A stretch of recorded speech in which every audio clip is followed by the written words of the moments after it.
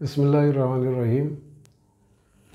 সুপ্রিয় এসএসসি বিজ্ঞান বিভাগের ছাত্রছাত্রীবৃন্দ, আপনাদের খুবই গুরুত্বপূর্ণ একটা বিষয় বাংলাদেশ ও বিশ্ব পরিচয়। এ বিষয়ের সাজেশন ভিডিওর ধারাবাহিক ভিডিওর আজকে অধ্যায় 9 আপনাদের সামনে উপস্থিত হলাম। এই অধ্যায়টা যদিও ছোট্ট একটি অধ্যায়, কিন্তু অধ্যায়টার গুরুত্ব পরিসীম। অর্থাৎ বাংলাদেশের যতটি বোর্ড আছে প্রত্যেকটি বোর্ডের মধ্যে এই অধ্যায় থেকে প্রতি বছর একটা সৃজনশীল প্রশ্ন করে থাকে। তো গাইড বই বিশ্লেষণ করে দেখা গেছে প্রায় 50 থেকে 60টা সৃজনশীল প্রশ্ন রয়েছে এই অধ্যায়ে। মূলত এই 4টা প্রশ্নের অন্তর 4টা প্রশ্ন যদি কোনো ছাত্র বা ছাত্রী আলোচনা আয়ত্ত করে, তাহলে 50 থেকে 60টা সৃজনশীল প্রশ্নের উত্তর তার পক্ষে দেওয়া সম্ভব। তো আমি আর কথা বাড়াচ্ছি না, অধ্যায়টা ছোটো। আমি পরামর্শ দেব কোনো বোর্ডের পরীক্ষার্থীরা যেন এই অধ্যায়টা স্কিপ না করে।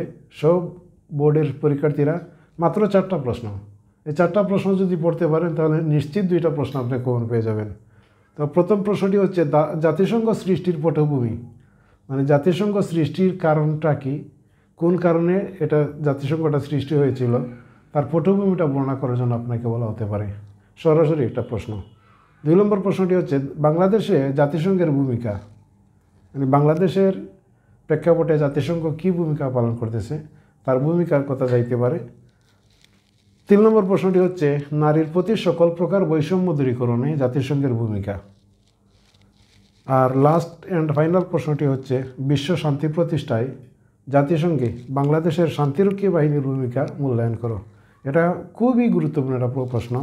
অর্থাৎ শান্তি প্রতিষ্ঠার ক্ষেত্রে জাতিসংঘে আমাদের যে সেনাবাহিনী যে অবদান রেখেছে, বিশ্বের আর কোনো বাহিনী জাতিসংঘের শান্তি প্রতিষ্ঠায় কোনো অবদান রাখতে পারেনি বাংলাদেশের মতো।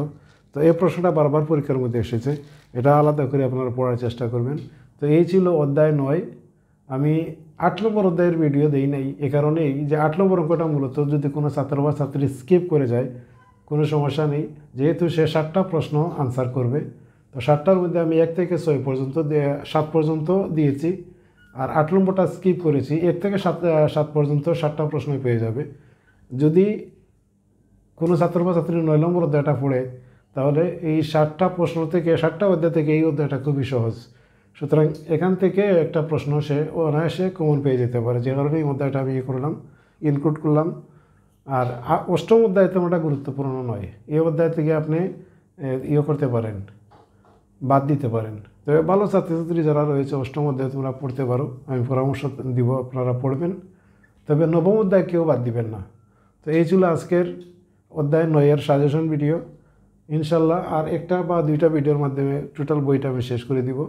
তো আজকের মতো এখানে শেষ করছি। আল্লাহ হাফিজ, আসসালামু আলাইকুম।